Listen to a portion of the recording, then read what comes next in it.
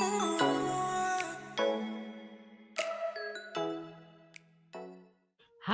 semangat pagi. Apa kabar semuanya? Semoga sehat-sehat selalu ya. Udah lama sekali nggak pernah ngupload-ngupload lagi video-video ke YouTube. Dan siang hari ini kebetulan Mami baru belanja dari pasar dan lekas-lekas harus bersihin badan dulu sebelum kita ngerjain yang lain. Nah, ini sendal andalanku loh. Karena sudah pasti akan berdiri berjam-jam ngeberesin semua belanjaan dari pasar.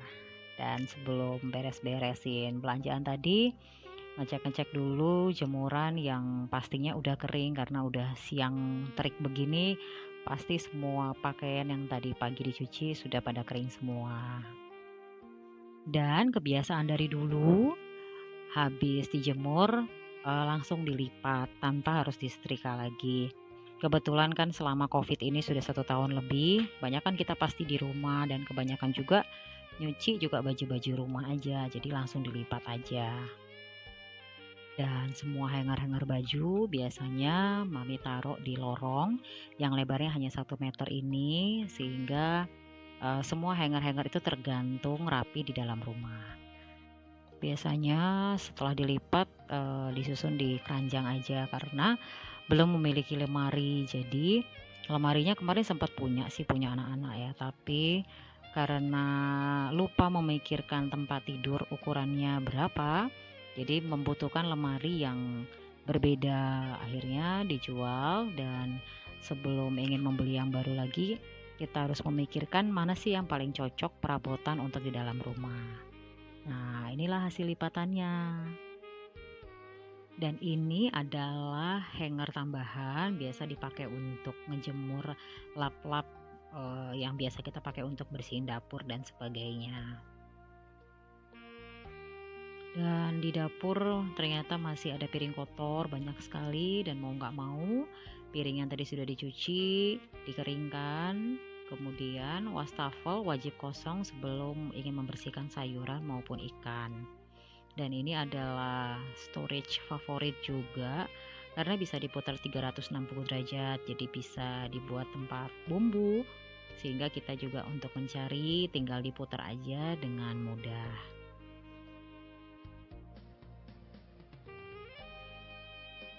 Dan piring-piring yang tadi ada di rak piring ini jika belum kering 100% biasanya Mami lap dengan kain bersih, sehingga nanti piring-piring yang akan dicuci sekarang bisa muat di rak pengering piring yang sangat minim sekali tempatnya. Memang sengaja memilih tempat pengering piring yang kecil sehingga dia bisa muat di dapur ya, karena dapurnya Mami sendiri juga nggak begitu luas. Dan rak piring ini jika sudah selesai juga bisa dikeringkan karena bahannya plastik dan juga bisa dilipat. Sehingga kalau misalnya tidak membutuhkan lagi, misalnya sudah kering semua piring-piring, maka kita bisa menyimpan raknya di tempat tertentu. Dan setelah selesai nyuci piring, yang pastinya sink wajib dibersihkan. Kadang-kadang ada kotoran-kotoran sabun yang menempel, jadi biasanya Mami gunakan sikat besi. Tapi sih tergantung teman-teman juga sih kebutuhannya seperti apa, karena sikat besi lebih lebih bersih juga sih ngebersihinnya. Dan untuk sampah basah biasanya Mami akan pisahkan di tempat yang berbeda dengan sampah kering. Dan kebetulan sampah basah ini dipergunakan oleh suami untuk dijadikan kompos. Nah, biasanya Mami taruh di pot di sini, nanti suami yang ngolah.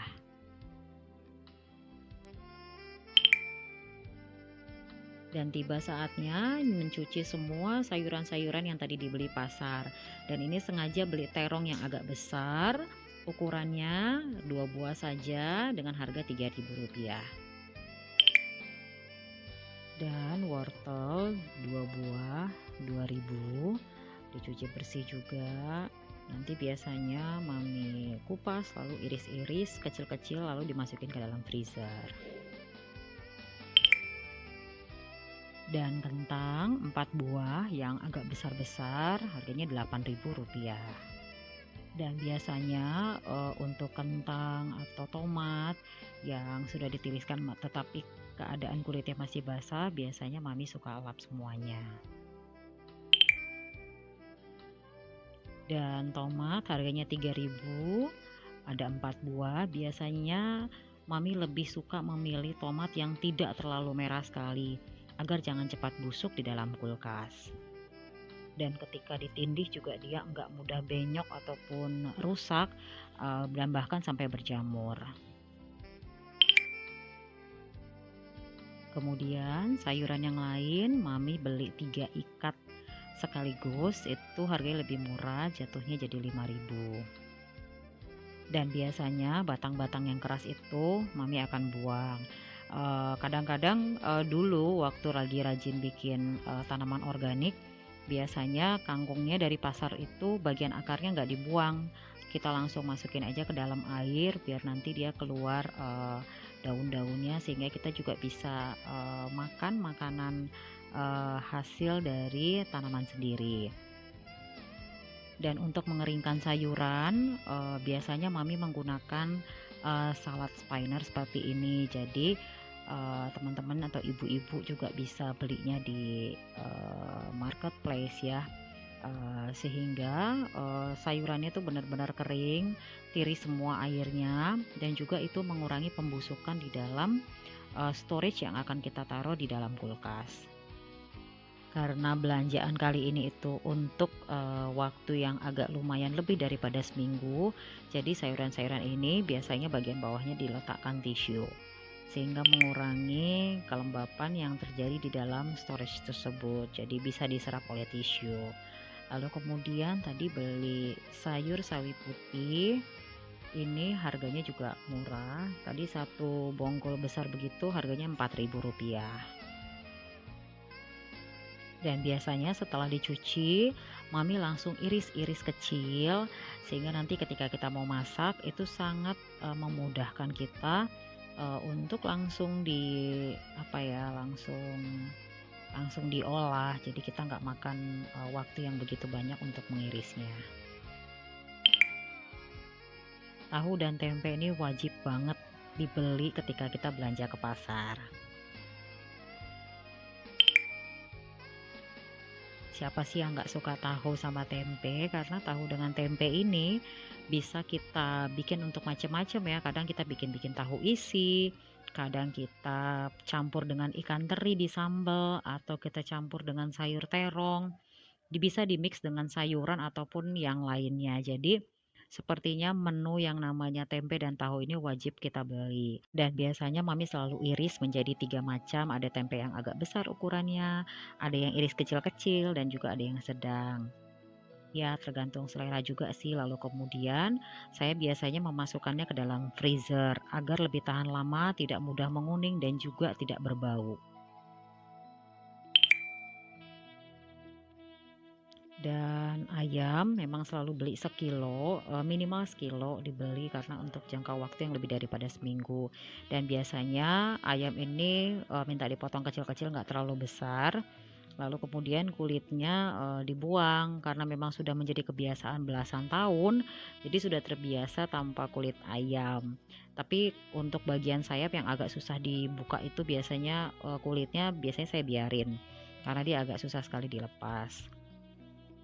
Dan untuk bagian yang banyak dagingnya biasanya mami pisahkan dan iris-iris kecil.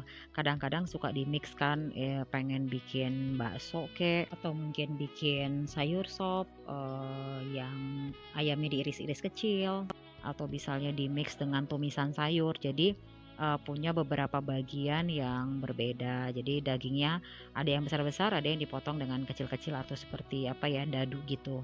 Nah, seperti ini. Jadi nanti ketika memasak juga sudah ditakarin. Jadi selalu dibuat takaran tertentu, kira-kira berapa banyak sih yang kita ingin iris-iris kecil seperti ini. Jadi udah punya rencana ingin memasak apa besok-besoknya. Dan pastinya juga memudahkan kita untuk memasak, jadi nggak perlu lagi, kalau udah masuk ke dalam freezer kan agak susah kita motong-motongnya. Jadi ketika masih mentah seperti ini sebelum masuk ke dalam freezer, kita sudah potong-potong terlebih dahulu sebelum kita membuat masakan yang akan kita masak nanti. Dan biasanya, saya sudah takarin, 1 kilo atau setengah kilo plastik putih seperti ini yang agak tebal, itu biasanya 3 potong yang agak besar. Jadi ketika mau masak itu, ngambilnya tuh nggak gitu sulit. Jadi memang tuh 3 potong itu udah pasti akan dicemplungin atau bakal dimasak, tidak ada sisa, sedikit pun. Jadi selalu ditakarin satu kantong kantong yang ukuran seperti ini tuh 3 potong daging. Nah, kemudian dimasukkan ke dalam wadah. Kenapa juga digunakan plastik?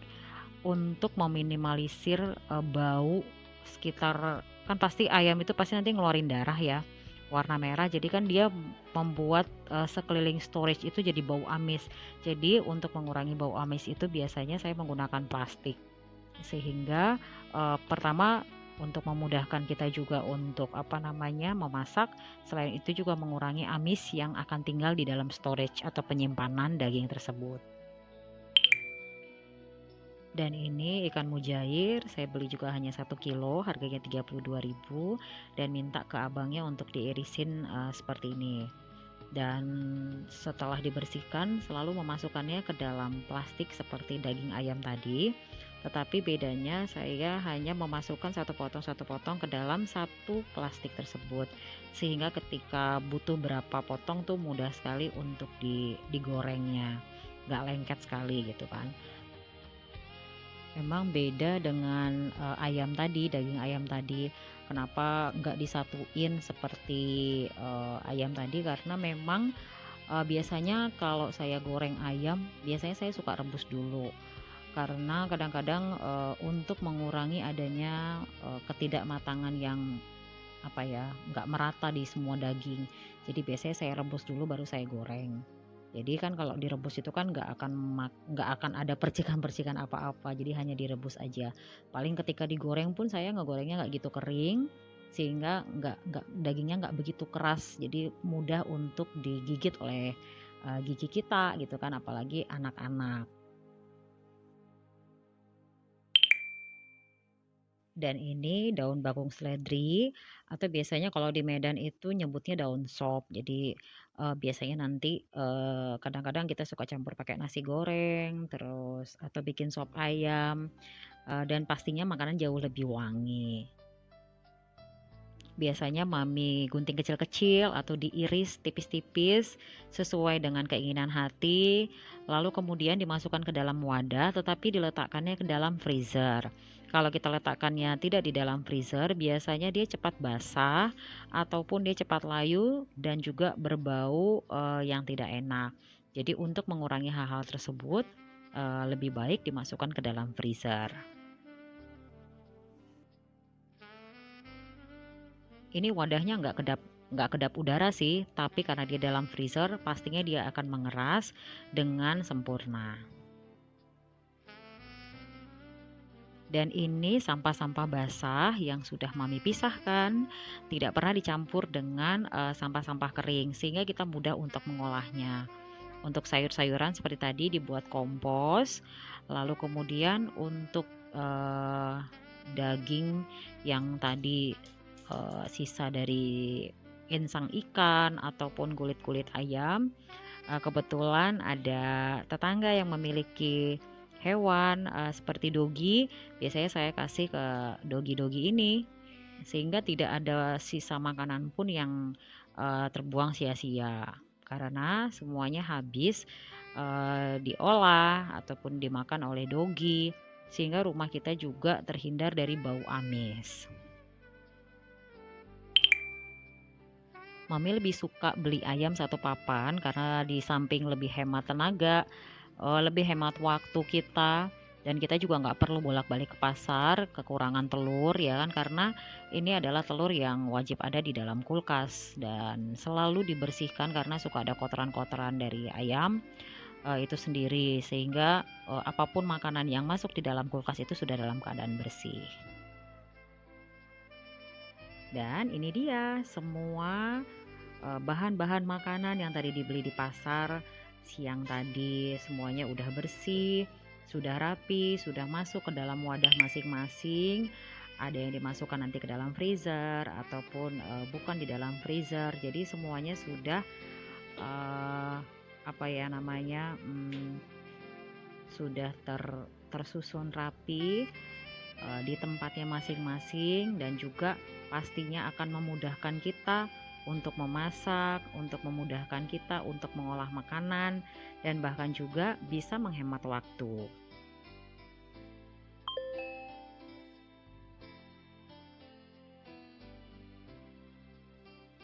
Dan sekarang tinggal memasukkan semua wadah-wadah tadi ke dalam kulkas. Ada juga beberapa yang pakai plastik, ini plastik bersih ya Mam, tidak menggunakan plastik bekas, ini benar-benar plastik yang baru. Semua bahan makanan ini sudah dilap kering sehingga kita bisa memasukkannya langsung ke dalam kulkas. Dan ini tempe-tempe ini Mami masukkan ke dalam pintu bagian freezer. Dan gak berasa sudah lebih dari 2 jam, sekarang menikmati waktu santai dulu. Minum sirup merah rasa koko pandan dicampur dengan kelapa dari Nata de Coco. Nah, sampai di sini dulu cerita Mami si kembar. Dengan hasil belanjaannya hanya 155.000 untuk persiapan persediaan makanan selama 2 minggu ke depan. Dan mudah-mudahan food preparation dari ala Mami si kembar ini berguna buat teman-teman semua ya. Sampai jumpa kembali. Dah.